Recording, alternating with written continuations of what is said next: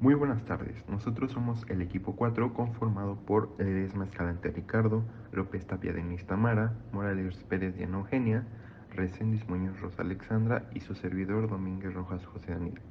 Nuestro tema es el de organelos y bueno, vamos a dar inicio a nuestra exposición.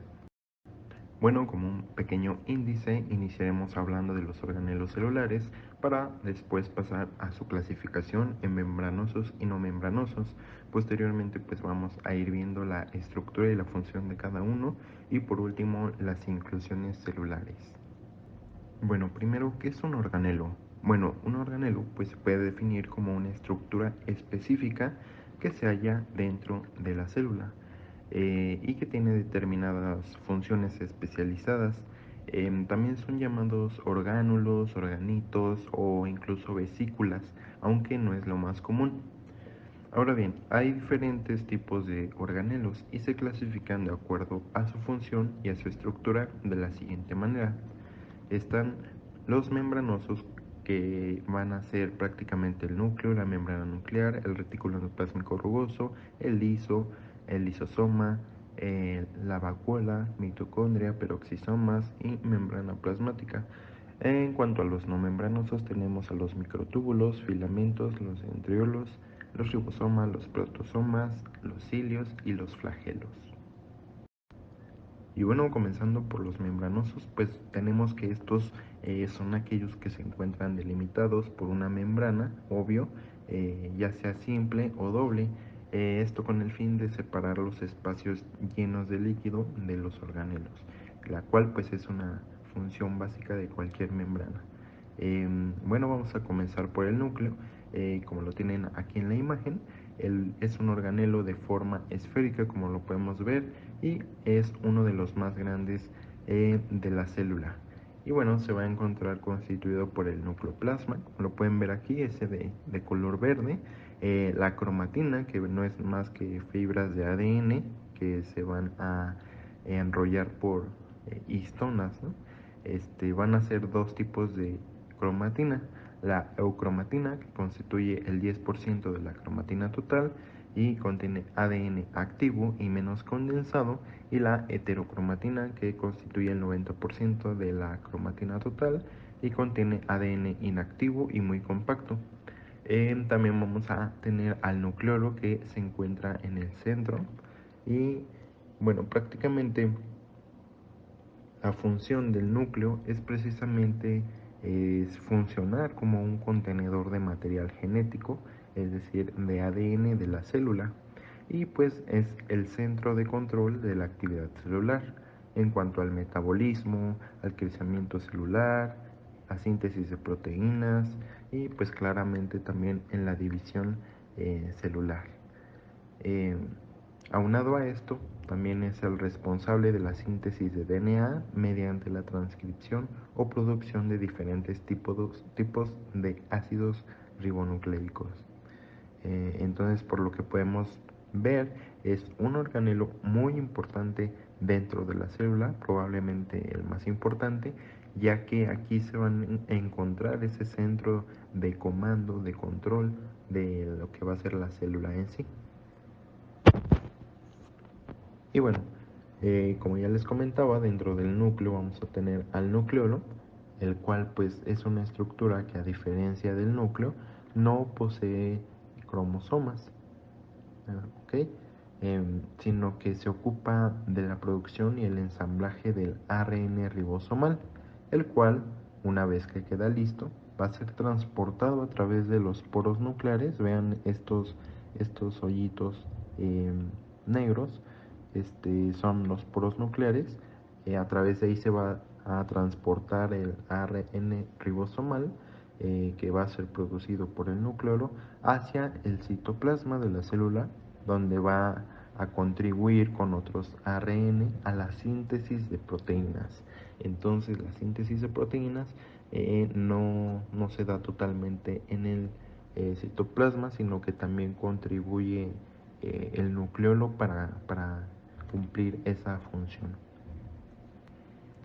Y bueno, ahora bien, este núcleo se encuentra recubierto por una membrana llamada membrana nuclear, la cual es nuestro segundo organelo membranoso que vamos a definir. Bueno, como ya sabemos, la estructura de una membrana está dada por dos capas de fosfolípidos que además contiene también proteínas y carbohidratos. Va a estar constituida por una membrana exterior y una interior. En la exterior, pues prácticamente es la capa que está en contacto con el citoplasma. Tiene una parte externa, la cual recibe el nombre de lámina externa nuclear y está constituida por proteínas. La membrana interior, pues es la capa que separa lo que va a ser el nucleoplasma del espacio nuclear, y esta está en contacto con el material genético que guarda el núcleo. Ahora bien, su función de esta membrana, pues como tiene poros en su superficie, va a permitir la comunicación con el citoplasma para el transporte de ácidos ribonucleicos y proteínas. También sirve para separar los cromosomas del resto del contenido celular. Luego pasamos a un conjunto de organelos membranosos que nos conforman lo que conocemos como sistema de endomembranas, el cual pues va a estar constituido por la membrana nuclear que ya comentamos, el retículo endoplásmico rugoso, el liso y el aparato de Golgi. Bueno, este es un sistema que se encarga de la producción de macromoléculas. ¿A qué me refiero con esto? Pues a la producción de proteínas, lípidos y glúcidos. Va a proporcionar una vía de transporte, vean ustedes, mediada por los poros, y bueno, va a transportar prácticamente todo lo que viene desde el núcleo hasta el aparato de Golgi, y vamos a ver pues cómo funciona este sistema y cada uno de sus componentes. Bueno, la membrana nuclear ya la vimos, incluyendo su estructura y su función, y ahora pasamos con el retículo endoplásmico rugoso, el cual pues es una red de sacos aplanados, los cuales forman las llamadas cisternas, que derivan de una lámina de membranas que se pliegan entre sí. ¿Pero por qué es rugoso? Bueno, porque su membrana se va a encontrar repleta de ribosomas, es decir, se van a encontrar adheridos a su superficie, y pues esto les da le da el aspecto de rugosidad.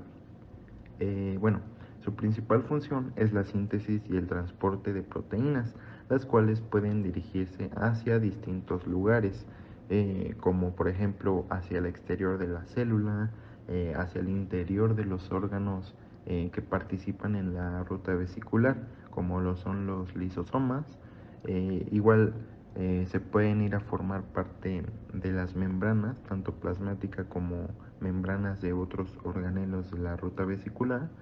Y bueno, un ejemplo de esto para que quede más claro es que las proteínas transmembrana de la membrana plasmática se sintetizan en el retículo endoplásmico. Entonces vemos que pueden sus proteínas viajar hacia distintos lugares para constituirlos. Ahora bien, una característica del retículo endoplásmico rugoso es que tiene la función de sintetizar proteínas para sí mismo, las cuales se conocen como proteínas residentes.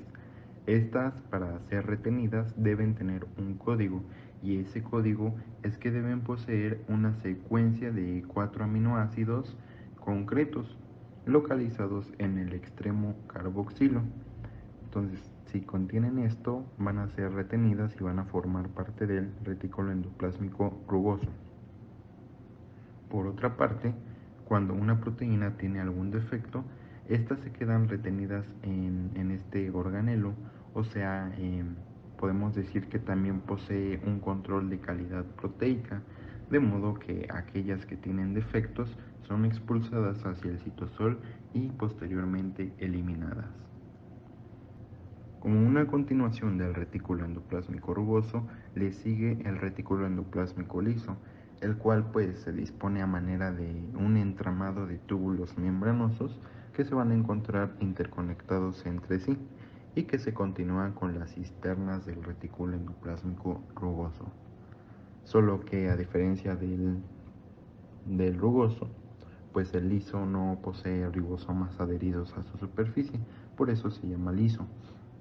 Ahora bien, este organelo se encuentra abundante en las células que metabolizan grasas, que participan en el proceso de detoxificación y células que funcionan como un almacén de calcio. Ahora bien, también participa de manera importante en los procesos como la síntesis lipídica, ya que en sus membranas se lleva a cabo la producción de lípidos, es decir, glicerofosfolípidos y colesterol. ¿Esto para qué? Bueno, para la formación de nuevas membranas de la célula, y lo hace de la siguiente manera.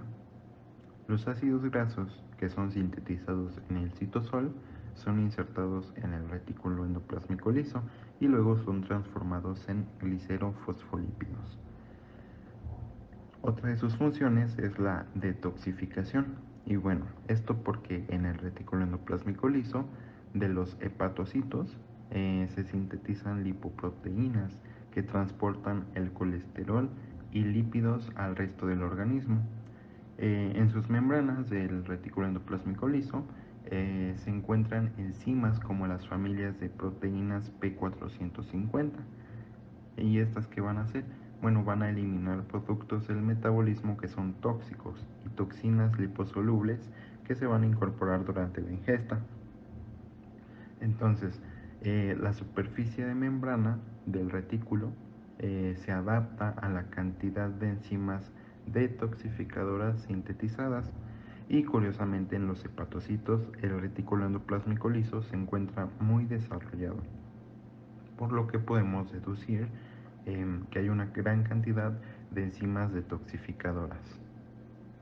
Otra de sus funciones es ser un reservorio intracelular de calcio, y bueno, esto lo logra mediante bombas de calcio localizadas en sus membranas. Estas captan el calcio proveniente del citosol y luego lo almacenan en las cisternas de este organelo. Luego seguimos con los lisosomas. Bueno, estas son estructuras producidas por el aparato de Golgi que poseen forma esférica, como lo vemos en la imagen, y se encuentran rodeadas por una membrana muy especial. ¿Por qué es especial? Bueno, porque es fuertemente glicosilada hacia el interior, y bueno, esto le funciona para protegerse de la degradación que ejercen las enzimas que contiene en su interior.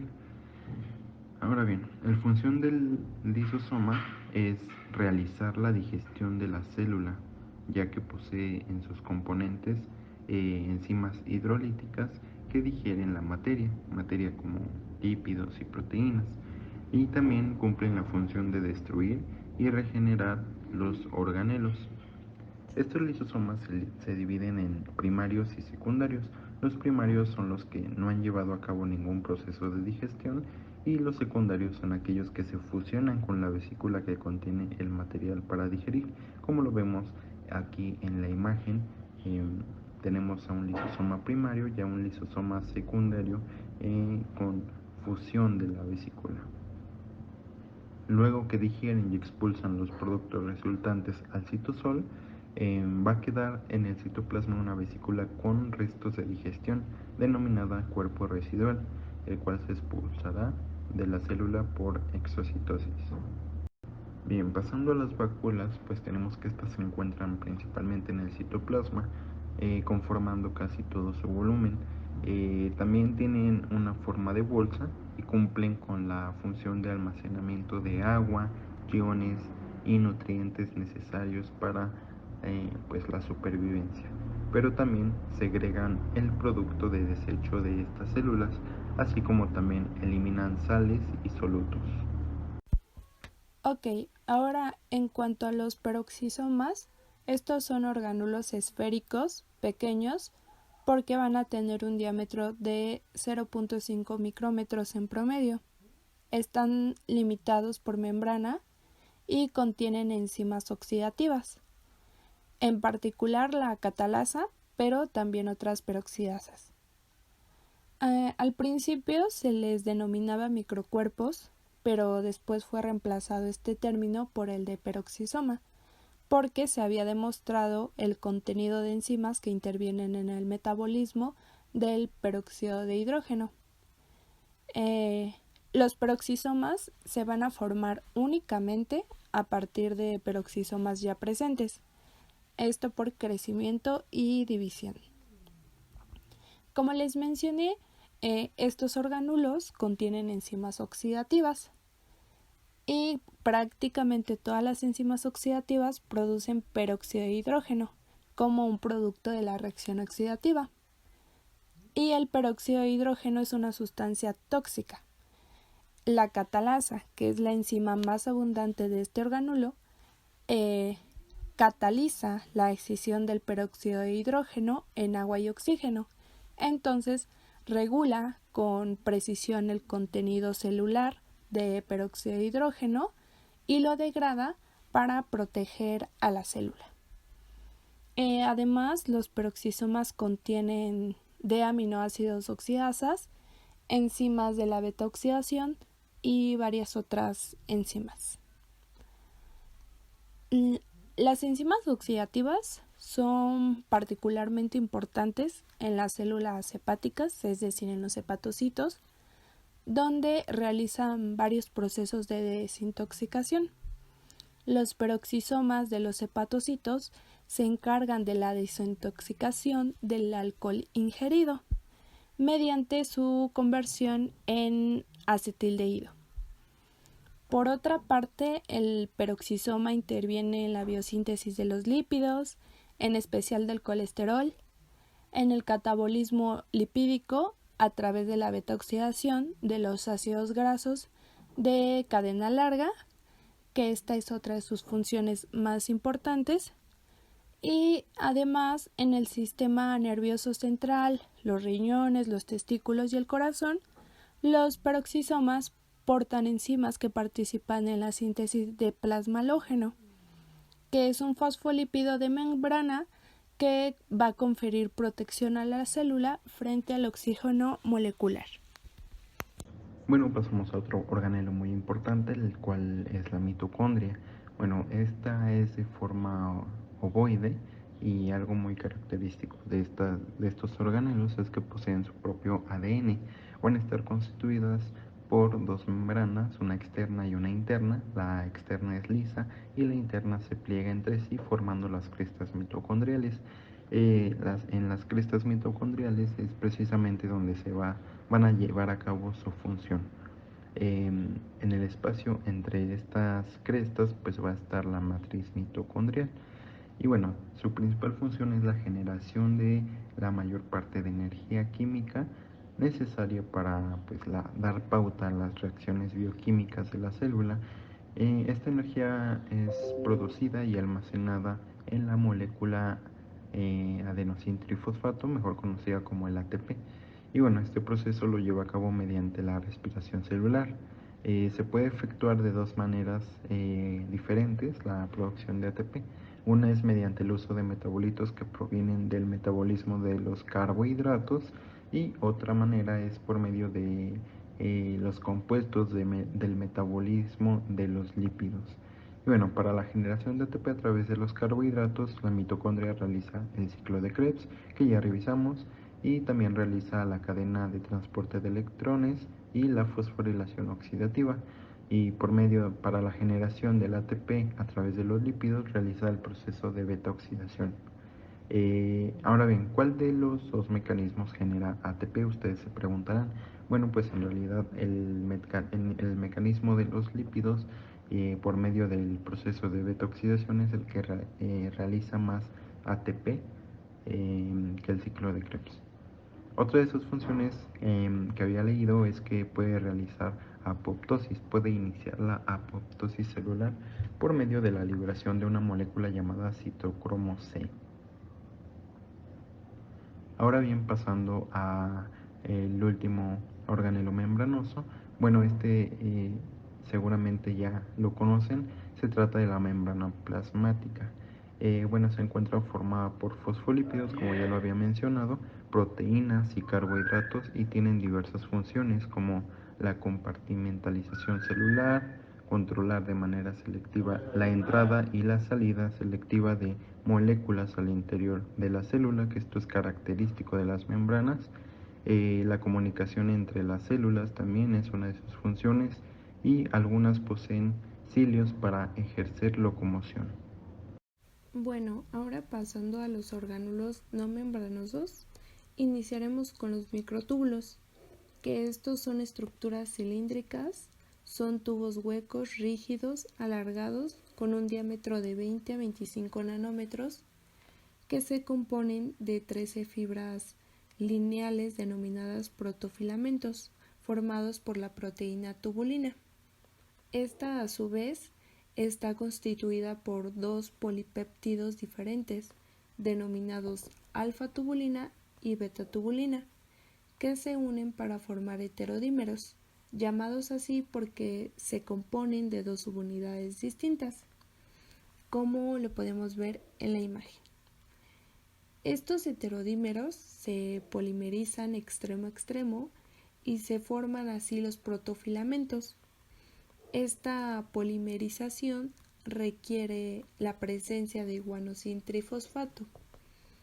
En general, los microtúbulos se encuentran en el citoplasma, donde se originan a partir del centro organizador de microtúbulos, que está ubicado cerca del núcleo y se extienden hacia la periferia celular. Estos organulos constantemente se alargan mediante la adición de dímeros de tubulina y se acortan mediante la extracción de dímeros de tubulina. Y esto se debe a una propiedad conocida como inestabilidad dinámica. Y bueno, los microtúbulos junto con filamentos de actina e intermedios forman elementos del citoesqueleto.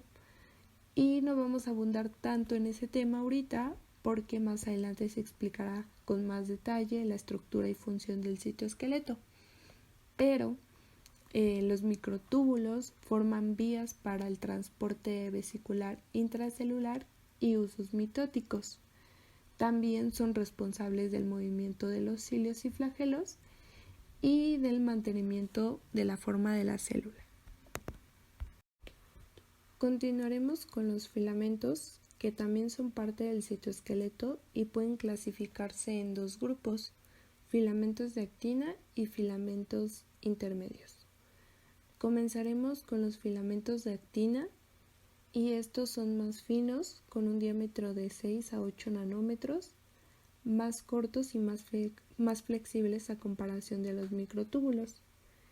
Son microfilamentos formados por monómeros de actina G, actina globular, que se organizan en dos cadenas enrolladas helicoidalmente de actina F, actina filamentosa.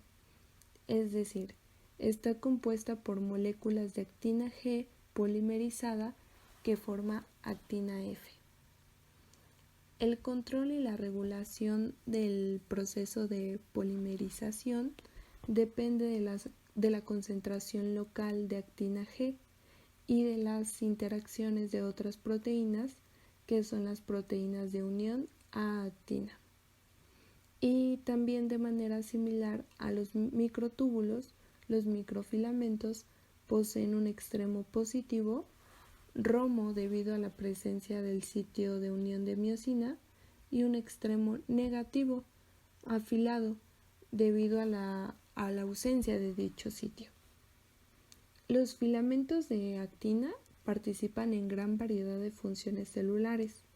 En estas se incluyen anclaje y movimiento de proteínas de la membrana, formación del núcleo estructural de las microvillosidades en las células epiteliales absortivas, en la locomoción celular y emisión de evaginaciones celulares. Y bueno, no seguiré abundando más porque también se verá todos estos procesos más a fondo cuando veamos citoesqueleto. Ahora, pasando a los filamentos intermedios, también les daré una breve explicación. Y los filamentos intermedios tienen una función de sostén o estructura general. Estos filamentos son resistentes y se denominan intermedios porque su diámetro es de 8 a 10 nanómetros y es intermedio entre el de los filamentos de actina, que si recuerdan es de 6 a 8 nanómetros, y el de los microtúbulos de 20 a 25 de diámetro, y 15 nanómetros de luz, por eso su nombre. Estos filamentos se componen de tetrámeros formados por proteínas cilíndricas y se han identificado alrededor de 40 tipos de filamentos intermedios y estos clasificados con arreglo a su composición proteica y su distribución celular. Pero las clases más comunes son los filamentos de queratina, encontradas en las células epiteliales, de bimentina en células derivadas del mesodermo, desmina en células musculares, proteínas de neurofilamentos en neuronas, láminas en núcleo y proteínas de filamentos perlados.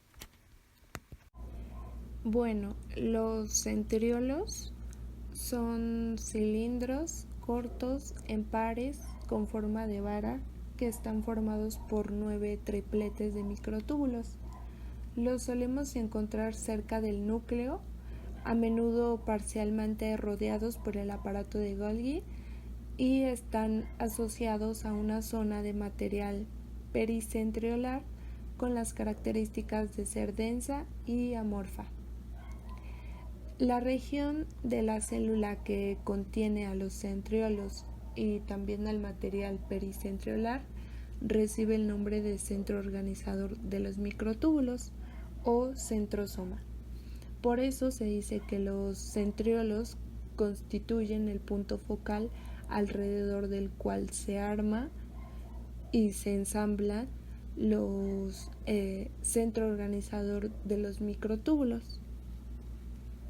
Los centriolos se disponen en pares en los cuales un centriolo se alinea en ángulo recto con el otro, como lo podemos ver en la imagen que puse del lado derecho.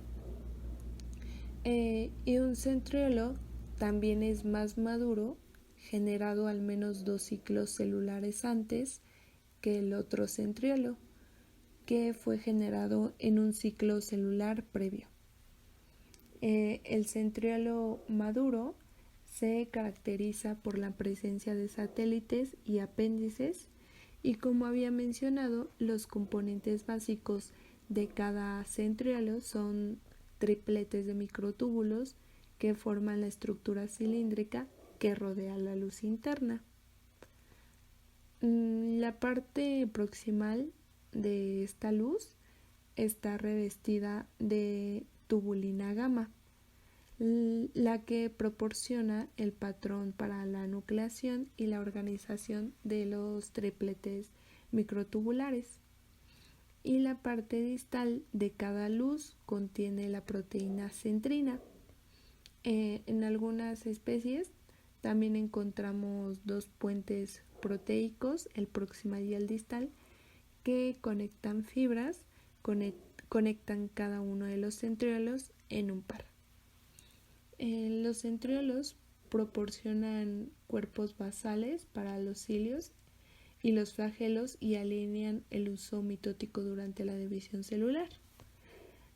Vamos a describir la participación de los centriolos en la formación de los cuerpos basales. Los cuerpos basales se van a originar en una formación de novo, sin contacto con los centriolos preexistentes, y es un mecanismo acentriolar, o en la duplicación de centriolos existentes, que es el mecanismo centriolar. Y cerca del 95% de los centriolos se generan a través del mecanismo acentriolar. Ambos mecanismos van a dar lugar a múltiples precursores inmediatos de los centriolos, conocidos como procentriolos, y estos procentriolos maduran a medida que migran al sitio apropiado cerca de la membrana celular apical, donde se convierten en cuerpos basales. El cuerpo basal actúa como centro organizador para un cilio. Los microtúbulos van a crecer hacia arriba desde el cuerpo basal, empujan la membrana celular hacia afuera y se alargan para formar el cilio maduro. En cuanto a la participación de los centriolos en la formación del uso mitótico, durante la mitosis, la posición de los centriolos va a determinar la ubicación de los polos del uso mitótico.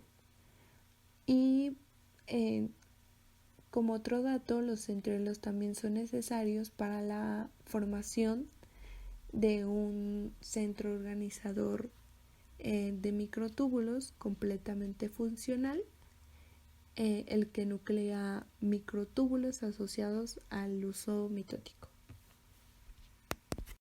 Hablando de los ribosomas, estas son unas partículas pequeñas de aproximadamente 12 por 25 nanómetros formadas por una subunidad mayor y una subunidad menor, y ahí les puse una foto de cómo se ve.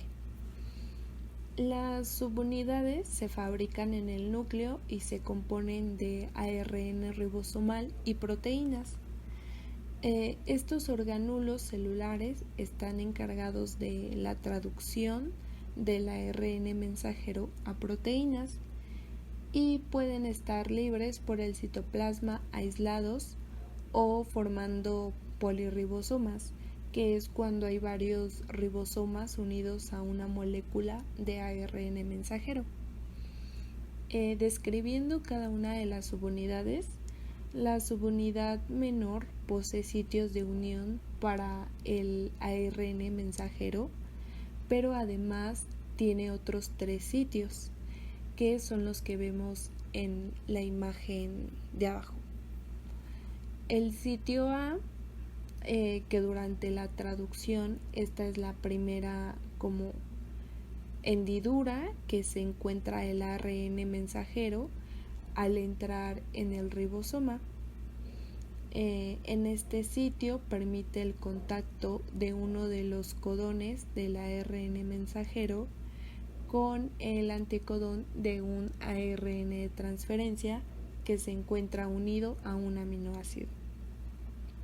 Tenemos después el sitio P, que una vez que han hecho contacto el codón del ARN mensajero con el anticodón del ARN de transferencia en el sitio A, ambos se mueven hasta el sitio P, y es en este lugar donde se forma aminoácido a aminoácido la proteína resultante de la traducción. Y tenemos un tercer sitio de liberación, el sitio E, que es donde el ARN de transferencia, que previamente ha cedido su aminoácido, se separa del codón del ARN mensajero.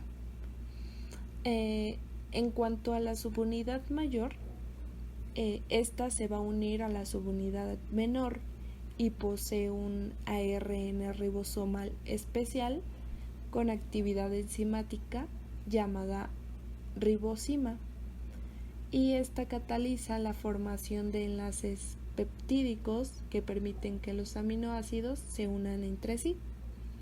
Y bueno, en general la función de los ribosomas es sintetizar proteínas.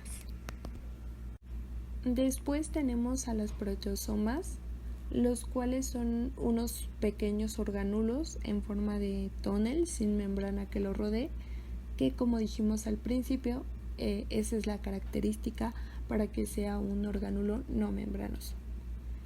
Y consiste en complejos proteicos citoplasmáticos que intervienen en la degradación de las proteínas plegadas incorrectamente, dañadas, desnaturalizadas o portadoras de alguna anomalía, y también interviene en la escisión de proteínas antigénicas en fragmentos de menor tamaño conocidos como epitopos. Esta degradación mediada por proteasomas para destruir proteínas anómalas que están mal plegadas o desnaturalizadas o que contienen algún o algunos aminoácidos anómalos. Este mecanismo también degrada proteínas reguladoras normales de vida corta que necesitan ser inactivadas y degradadas con rapidez. como las ciclinas mitóticas que regulan la progresión del ciclo celular, los factores transcripcionales, los supresores o promotores de tumores, y esta degradación se comprende de 2 pasos sucesivos. El primero, la poliubiquitinación, en la cual las proteínas destinadas a la destrucción se marcan repetidas veces por medio de uniones covalentes de una proteína pequeña denominada ubiquitina. Y la reacción de rotulado es catalizado por 3 ligasas de ubiquitina denominadas enzimas activadoras de ubiquitina E1, E2 y E3. Y en una cascada de reacciones enzimáticas, la proteína diana o la proteína que va a ser degradada primero se marca con una sola molécula de ubiquitina.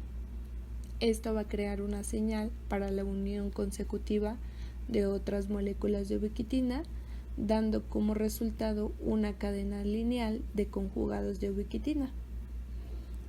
Una proteína destinada a la destrucción dentro del proteasoma debe marcarse con al menos 4 moléculas de ubiquitina en la forma de una cadena de poliubiquitina que sirve como una señal de degradación para el complejo de proteasomas. El segundo paso es la degradación de la proteína marcada por el complejo proteasómico 26S. Cada proteasoma consiste en un cilindro hueco moldeado como un barril que contiene una partícula central 20S que facilita la actividad, y en cada extremo del cilindro se encuentra un complejo proteico que forma un casquete 19S, y la proteasoma 20S más los 2 casquetes 19S componen en conjunto una proteasoma 26S. Y estos complejos proteicos citoplasmáticos destruyen las proteínas dañadas, mal plegadas o no deseadas que hayan sido marcadas para su destrucción con ubiquitina, esto sin la participación de los lisosomas. Por último, en los orgánulos no membranosos tenemos a los cilios y flagelos. Tanto los cilios como los flagelos son estructuras derivadas de los centriolos, que ya los describimos anteriormente. Son expansiones o prolongaciones citoplasmáticas filiformes y móviles localizadas en la superficie de algunas células. Los cilios son cortos y muy numerosos, y los flagelos son largos y escasos, y generalmente solo existe uno. Los cilios y flagelos responden a un mismo patrón estructural.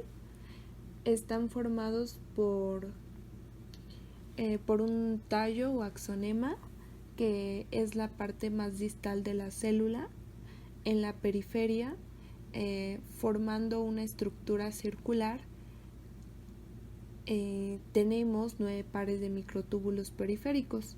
Los 9 pares de microtúbulos dipletes están unidos entre ellos por una proteína llamada nexina. En el centro encontramos un par de microtúbulos centrales, y recordemos que los microtúbulos están formados por dímeros de tubulina que forman 13 protofilamentos, pero las características del axonema son que los 2 microtúbulos centrales son completos, con 13 protofilamentos, y se unen gracias a una proteína fibrilar que es la tectina.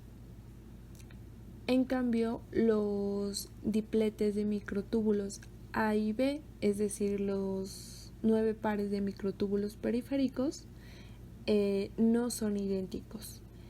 El microtúbulo A es completo con 13 protofilamentos, y además tiene 2 prolongaciones formadas por una proteína, la dineína, que con consumo de ATP es capaz de provocar el deslizamiento lateral de unos dipletes sobre otros, lo que origina este mecanismo, que en general es el movimiento del cilio o flagelo. En cambio, el microtúbulo B solo tiene 10 protofilamentos. También tenemos una zona de transición donde la estructura de los dipletes se mantiene, aunque desaparecen los dos microtúbulos centrales y además aparece la placa basal que conecta esta estructura con la membrana plasmática. Después tenemos el corpúsculo basal, que es una ultraestructura idéntica al centriolo, 9 tripletes de microtúbulos periféricos y hay ausencia de microtúbulos centrales. Y por último, las raíces ciliares, donde abundan los microfilamentos que coordinan el movimiento de los cilios. Ahora hablaremos de las inclusiones celulares o también llamadas inclusiones citoplasmáticas. Para comenzar debemos de saber qué son. Bueno, estas van a ser sustancias que se van a acumular en el citoplasma de la célula. Se van a diferenciar de los organelos por no tener actividad metabólica. Sin embargo, cumplen funciones como el almacenamiento de los nutrientes y minerales, además de la acumulación de sustancias producto de secreciones o excreciones del metabolismo celular. Ahora bien, hablaremos de los tipos de inclusiones. Primero vamos a hablar de las inclusiones cristalinas. Y bueno, su nombre nos lo dice todo. Van a tener forma de cristales y esto se va a tratar de depósitos proteicos tanto en las células animales como en las vegetales. Y bueno, hablando de las células animales, vamos a tener que estos depósitos en forma de cristal van a aparecer en las células como las células de Sertoli y de Lelji, que estas pues prácticamente las podemos encontrar en los testículos y las de Sertoli en otras partes. También vamos a tener inclusiones hidrófobas, las cuales son sintetizados por la propia célula o bien de productos de desechos.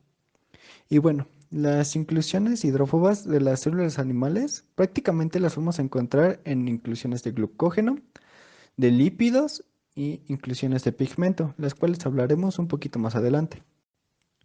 Las inclusiones citoplasmáticas van a ser una parte importante de la célula. Como os había mencionado antes, pues prácticamente estas van a ayudar al almacenamiento de nutrientes y sustancias inorgánicas. Como van a ser de reserva de nutrientes también, vamos a encontrar dentro de estos los gránulos de glucógeno, que prácticamente el principal polisacárido que aporta la reserva energética en células animales va a ser este. Y bueno, su descomposición va a producir glucosa. Y esta, al ser degradada por la acción de la enzima, produce energía y cadenas cortas de carbonato, como ya lo hemos visto en clases. Igual hay que hablar de los lípidos, ya que estas igual están en las inclusiones citoplasmáticas, tanto en la célula animal y vegetal. Pero enfocándonos en la célula animal, vamos a decir que las inclusiones lipídicas van a ser más comunes y se denominan los triglicéridos, ya que estos se concentran principalmente en las células adiposas. Y bueno, en las células especializadas nos van a ayudar en la síntesis y almacenamiento de grasa. Las inclusiones citoplasmáticas igual nos van a servir para reservas de minerales. Y como os había comentado antes, estos van a ser cristalizados y prácticamente es el material inorgánico.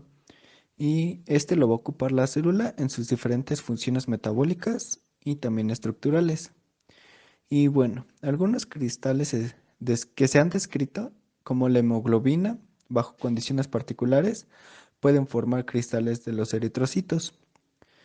Y bueno, también hablando de las secreciones, vamos a tener que estas inclusiones citoplasmáticas nos van a servir para el almacenamiento de sustancias secretadas en la célula por las glándulas y órganos especiales.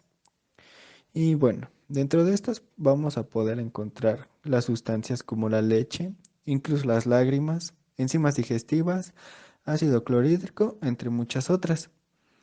Y bueno, mencionando algunos ejemplos, por ejemplo, los pigmentos.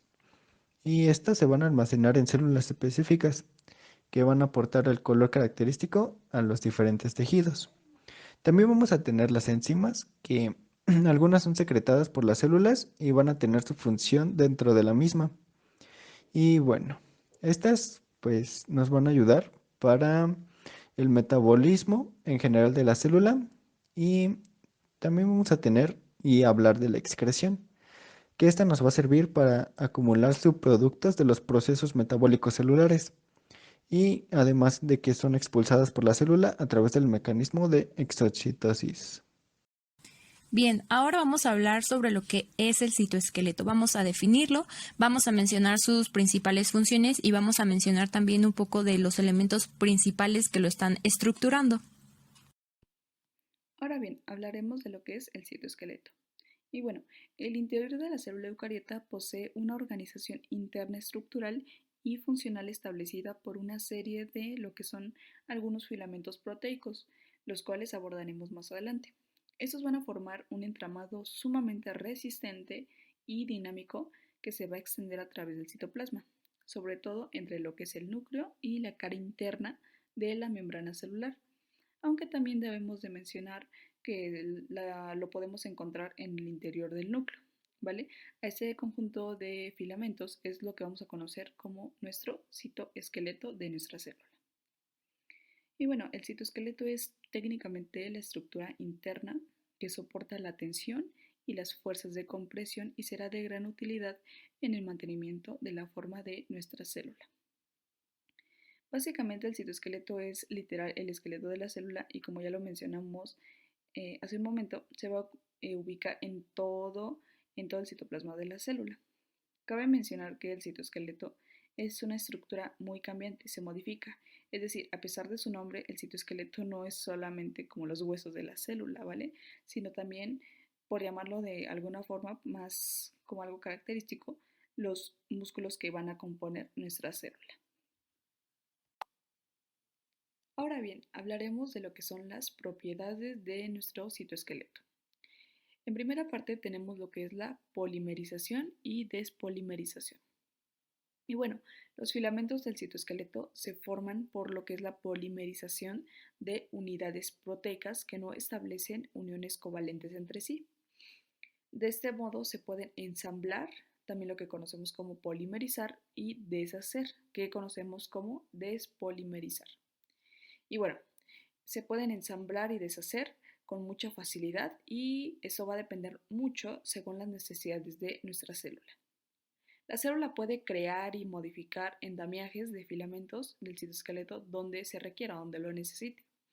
Y bueno, las unidades que forman el citoesqueleto pasan del estado unido a estar libres en el citosol de una manera muy continua. En segunda parte, bueno, la segunda propiedad, tenemos lo que es la polarización. Algunos filamentos del citoesqueleto son estructuras polarizadas. ¿A qué me refiero con esto? ¿A qué me refiero con este término? Pues bien, a las unidades que se asocian siempre con la misma orientación de manera que poseen un extremo diferente al otro. Esa organización es sumamente importante para determinar la forma y dirección de polimerización del propio filamento, así como para indicar a otras proteínas que se muevan a lo largo de los filamentos, ¿vale? Y la tercera propiedad tenemos la regulación. Y bueno, la célula posee una gran cantidad de proteínas para regular su organización y por supuesto su actividad de los filamentos del citoesqueleto. Y bueno, estas proteínas van a ser importantes herramientas que se van a usar para manipular este entramado tridimensional. Entre las proteínas más destacadas que podemos mencionar son las proteínas motoras, también las moléculas que usan algunos filamentos del citoesqueleto como raíles o carreteras para transportar cargas, como por ejemplo pueden ser las moléculas, vesículas o orgánulos, y bueno, van a transportar esas proteínas cargas entre los distintos puntos del citosol. Ahora bien, hablaremos de sus funciones. Dentro de las funciones está la de fijar la membrana plasmática, el núcleo celular y todas las otras estructuras que componen a nuestra célula. Además, proporciona las pistas para el transporte de las vesículas de proteínas u organelos dentro de la célula y es un componente esencial para la formación de estructuras especializadas en las células eucariotas como lo son los flagelos, los cilios y los enterosomas. Y bueno, el citoesqueleto desarrolla una gran cantidad asombrosa de funciones en las células eucariotas. También podemos mencionar lo que son el movimiento celular, el establecer la forma celular y poder cambiarla, establecer la polaridad de algunas células, como ya mencionamos, la propiedad de la polarización, por supuesto, la disposición adecuada de los orgánulos, la comunicación entre ellos, los procesos de endocitosis y exocitosis, la división celular, tanto meiosis como mitosis, el lugar de anclaje de moléculas y orgánulos, la resistencia, por supuesto, a presiones mecánicas y reaccionar frente a deformaciones. La realidad es que el citoesqueleto es maravilloso, puesto que sin él la célula se rompería, puesto que la membrana es básicamente una lámina de grasa. Por lo tanto, observamos, investigamos la gran trascendencia que tiene el citoesqueleto para que una célula se encuentre en buenas condiciones. Ahora veremos cómo está estructurado el citoesqueleto. Bueno, para esto necesitamos saber tres principales elementos. Uno de ellos va a ser los microtúbulos, los microfilamentos y los filamentos intermedios. Recuerden que todos estos elementos van a ser exclusivos de las células eucariotas y que al igual de esta forma cada elemento tiene un tamaño, tiene una estructura y va a tener también una distribución intracelular propia. De manera práctica, yo me enfocaré más en describirlos por separado, pero no olviden que estos componentes del citoesqueleto van a estar vinculados tanto estructural como funcionalmente. Entonces vamos a comenzar describiendo la estructura de los microtúbulos. Los microtúbulos, recuerden que van a ser de los tres elementos que mencioné anteriormente, van a ser los elementos más grandes del citoesqueleto y vamos a tener dos tipos de microtúbulos. Vamos a tener los microtúbulos del axonema y los microtúbulos citoplasmáticos. Entonces, ¿cómo está estructurado? ¿Cómo van a ser las partes de este microtúbulo? Pues primero que nada, estos microtúbulos son o tienen la forma de cilindros rectos que van a estar de igual forma huecos por en medio y van a tener un diámetro exterior de unos 25 nanómetros y un diámetro interior de aproximadamente unos 15 nanómetros. Estos microtúbulos también estarán polarizados con lo que es un extremo negativo y otro positivo. Entonces, recuerden también que la pared de los microtúbulos va a estar formada por un conjunto de polímeros lineales, a los cuales nosotros vamos a llamar protofilamentos. Normalmente hay unos 13 protofilamentos que van a estar colocados uno al lado del otro y que a su vez van a estar de forma helicoidal alrededor de lo que es el hueco central o lumen. A su vez, estos protofilamentos también están formados por subunidades. Las subunidades básicas de estos protofilamentos son a los que nosotros llamamos heterodímeros de la proteína tubulina.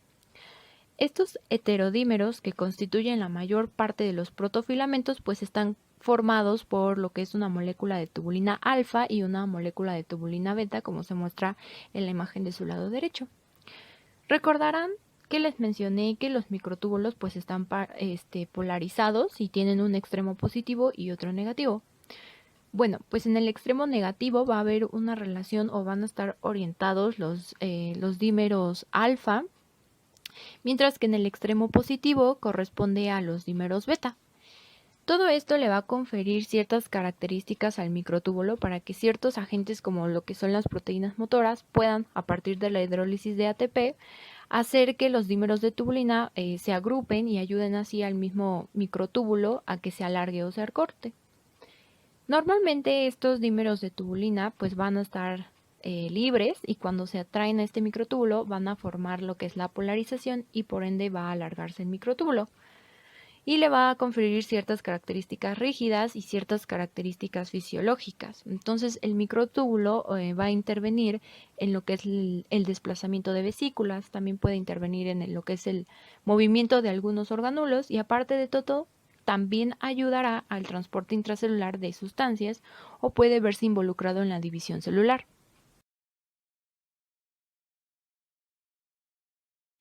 Bien, entonces ahora vamos a pasar a hablar sobre los microfilamentos. Estos microfilamentos pues son los elementos más pequeños que vamos a encontrar en el citoesqueleto y por esta misma razón llevan en su nombre el prefijo micro. De acuerdo a su localización o a su ubicación en la célula podemos clasificarlos en dos grupos. Podemos clasificarlos en corticales o en el grupo de los transcelulares. El grupo de los microfilamentos corticales está ubicado en lo que es debajo de la membrana plasmática y los transcelulares van a estar en el citosol y van a también estar en todas las direcciones. En cuanto a su tamaño, pues ya vimos que son los de menor diámetro y van a tener más o menos unos 3 a 7 nanómetros. Y en cuanto a la estructura de estos microfilamentos, pues recuerden que todos los filamentos son polímeros que se van formando por asociación de múltiples unidades monoméricas. En el caso de los microfilamentos, el monómero es una proteína globular llamada actina G. Y en cuanto a cómo se organiza estructuralmente, estos monómeros de actina G primero van a estar formándose en trímeros, o sea, en grupos de 3, y luego se van a unir uno con otro mediante lo que es la polimerización para que se puedan formar los filamentos de actina. Normalmente estos filamentos pues son estables y si nosotros unimos dos hebras lineales de actina G que está polimerizada, pues se van a formar los filamentos de actina F. Esto va a tener un aspecto como de hélice con más o menos unos 13.5 monómetros de actina por vuelta. Todos los monómeros de actina van a estar orientados en la misma dirección dentro de un mismo microfilamento, por lo que el microfilamento, al igual que el microtúbulo, va a tener o va a poseer una polaridad inherente. Va a tener un extremo que difiere del otro, tanto química como estructuralmente. Esta polarización del microfilamento va a ser muy importante porque le va a permitir que se regule independientemente de la polimerización y la depolimerización de lo que es la actina en cada extremo del filamento. Entonces, como vamos a ver, ¿cómo es que nosotros vamos a poder ver reflejada la polarización? Pues va a ser muy fácil. Nosotros la vamos a ver gracias a la incorporación o a la pérdida de la actina G. Si esta incorporación o esta pérdida de actina G es más rápido, corresponde al extremo positivo, y si se incorpora o se pierde la actina G de forma lenta, pues vamos a encontrar el extremo negativo. A medida que los monómeros de actina G se ensamblan al microfilamento, el ATP que lleva unido se va a hidrolizar lentamente a ADP.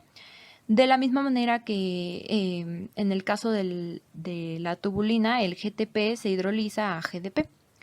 Así, los extremos en crecimiento de un microfilamento tienden a tener ATP-actina F, mientras que la mayor parte del microfilamento va a estar compuesto por ADP-actina F.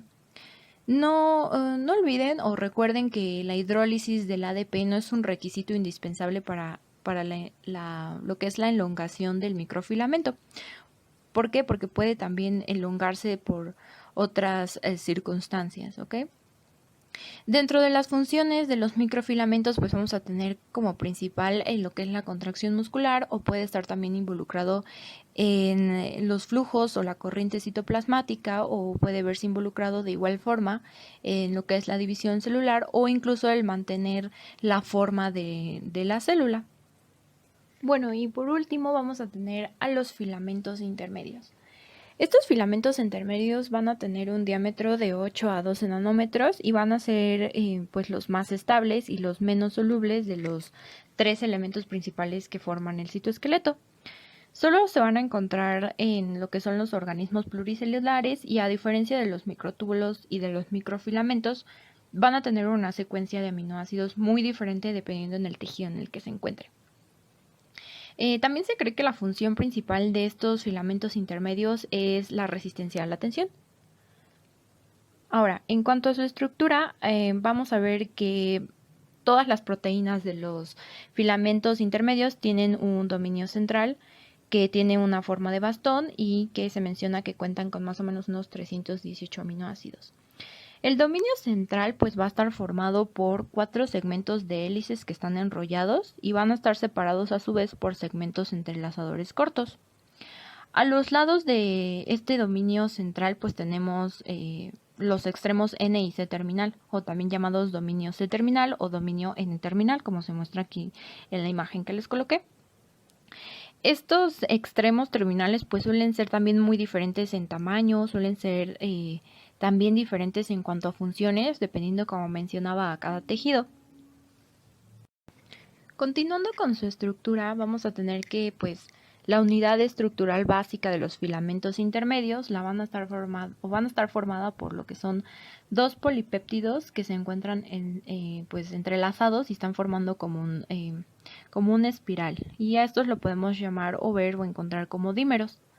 Dos de estos dímeros se alinean lateralmente y forman un protofilamento tetramérico.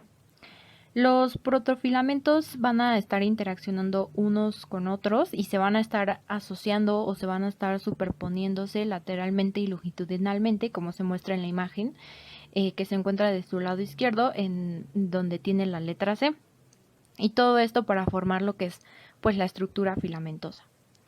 Entonces, un filamento intermedio, cuando está pues, por decirlo así, plenamente ensamblado, va a tener un diámetro de más o menos 8 protofilamentos en cualquier punto, y pues con los protofilamentos probablemente van a estar pues igual solapados por sus extremos de una forma pues escalonada, como se ve aquí en la imagen.